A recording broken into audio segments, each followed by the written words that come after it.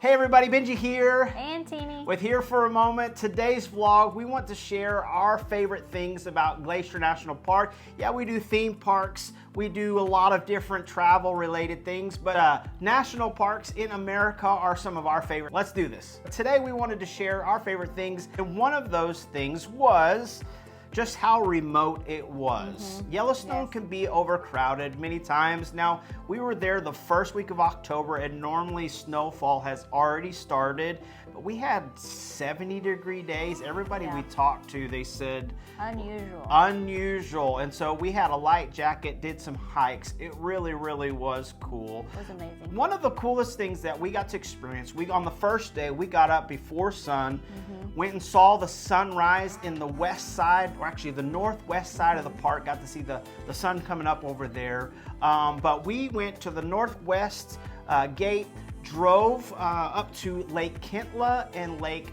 Bowman. We may have seen maybe 10 people total up there. It's about 2 or 3 miles from the Canadian border. It was so peaceful, right? Like, what are some things that stuck out to you? It was a little scary. It was a little scary because we're not being used to having so much seclusion. It was. But it was just such a beautiful, and because it was October, so we had the frost. Very cold in the morning, but yes. The frost had built up on the foliage, and it just created such a beautiful scene. And then with the sun starting to rise. Gorgeous. It was just amazing. That was one of those things, like memories ingrained forever. We really enjoyed it. But both of those lakes, now I would say we took a Toyota Corolla because that was our rental car. Big mistake. Thankfully, we didn't have any damage. No, but don't tell the car rental place. We were praying a lot. Yes. The roads are really rough just because the elements up there, they definitely get a lot of snow. It was fine for us there, but it took a little bit longer because of the potholes. But if you had a four-wheel drive, you have no issue getting up to Lake Kentla, Bowman Lake. Those are lakes that you need to check out. Just how, like you said, the seclusion, the scenery, it's like, it was so quiet, and we only saw several people up there at the time. What's another thing that you enjoyed? Pole Bridge. The way up to Kentla and Bowman, you will pass through Pole Bridge. Yes. When we went through, it was so early that they weren't open yet. They weren't open yet, When we came back down, it was perfect because they were open and they had fresh baked goods. We got some coffee. We had made friends with the chickens. And the horses roaming around as well. During the summer, I know there is camping. By that time, it was too late for that. But the Pole Bridge Mercantile there, just like a step back into the West. It was really cool. But they had fresh, like you said, baked goods, a little store there. They had picnic tables outside. We were hungry because we really hadn't eaten. I don't think we had eaten anything and done a little bit of hiking.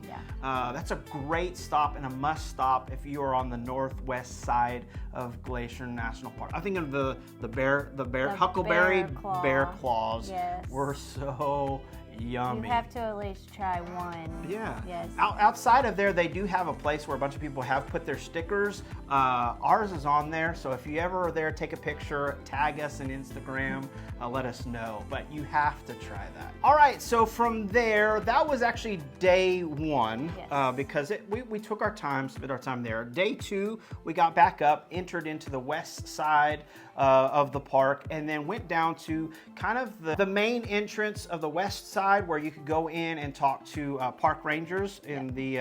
we said, hey, we want to see some glaciers. Where are the best places to hike?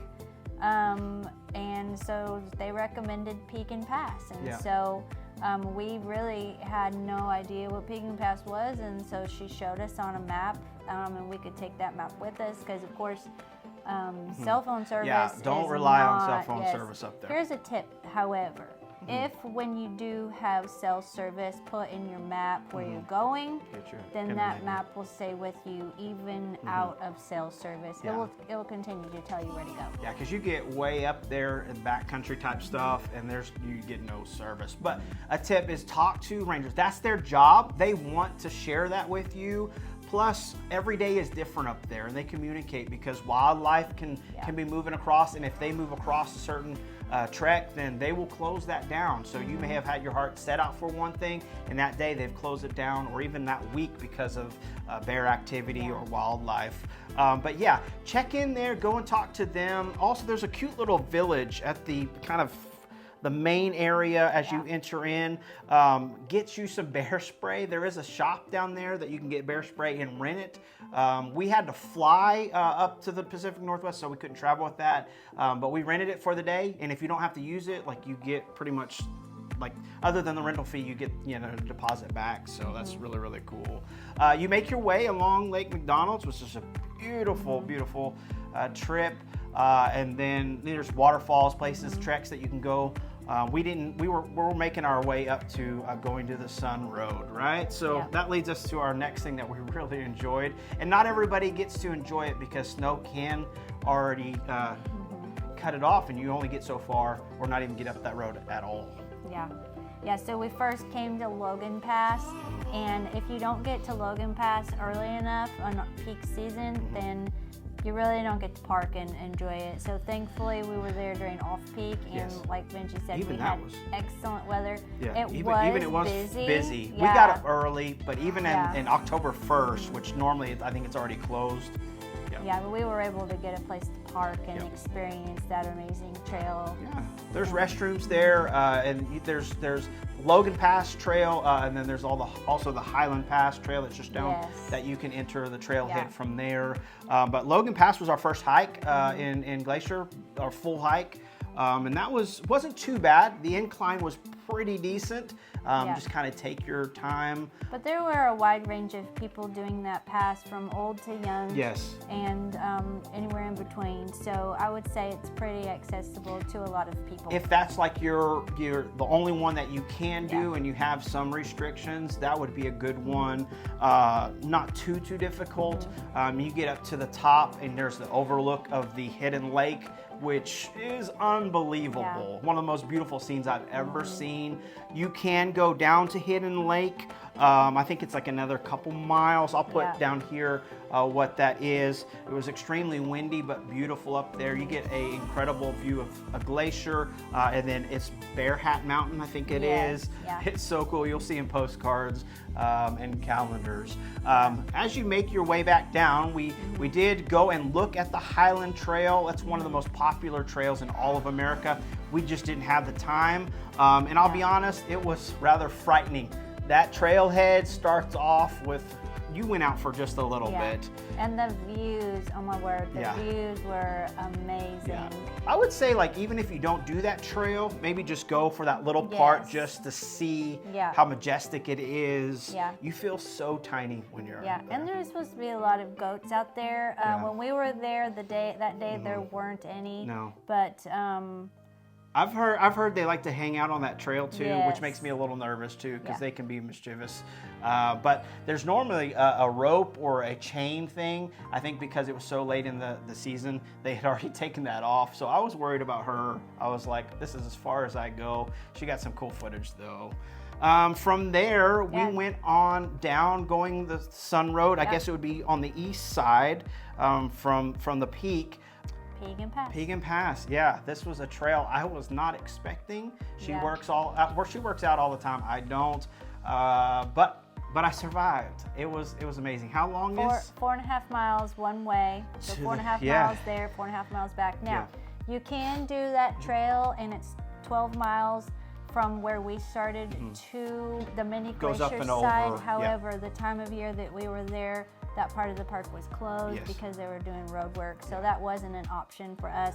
So we had to hike up to Pegan Pass and then turn around and come back. Yes, and because it was so late in the season, I know that there are like buses and stuff that will help out hikers. There was none of that during this time, so we were kind of on our own.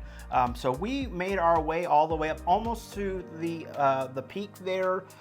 We did see bear scat there when we decided, and the wind started picking up a little bit, so we thought it was probably time for us to head back. But the thing was cool about that, and the reason where the ranger said you need to go up on that, is because there are glaciers that you can only see from the top. You can't see from the parking lot. And you can, depending on what time of year you go as well, you can get right on the glacier Yep. from Pekin Pass. Yeah. And so, but because we saw Bear Scat and the area that we saw it in, we felt like it wasn't safe to continue on because it looked pretty fresh and we didn't want to test it. Well, so, and we did find out that night when we looked on our app that said that just a week prior, a hiker had come up on a grizzly mama with two grizzly babies. So we're like, well, let's just not test it. We've had a good day so far. But we were so close. So close. Next time, what we would like to go all the way over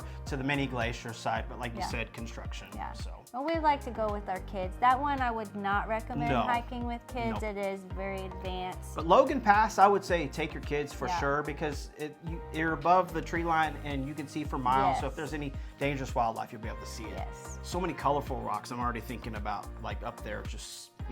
Yeah, it's amazing. It's amazing, and just blew my mind. All the different colors of rocks in one spot. Yeah, I would encourage you. One of the things is to take a sack lunch or a packed lunch because there's nothing up there. Even for dinner, that late in the season, a lot of the shops. Even when you get back down to the east side and the east gate there, they were boarded up for the winter. Yeah, everything was just shut down. They had, even the gas station. Make sure you have gas. But I think in the summertime, it's probably no issue. But then in the summertime as well, you'll have to fight the crowds. Yes. So it was perfect. And start early. Yeah, it was perfect for us.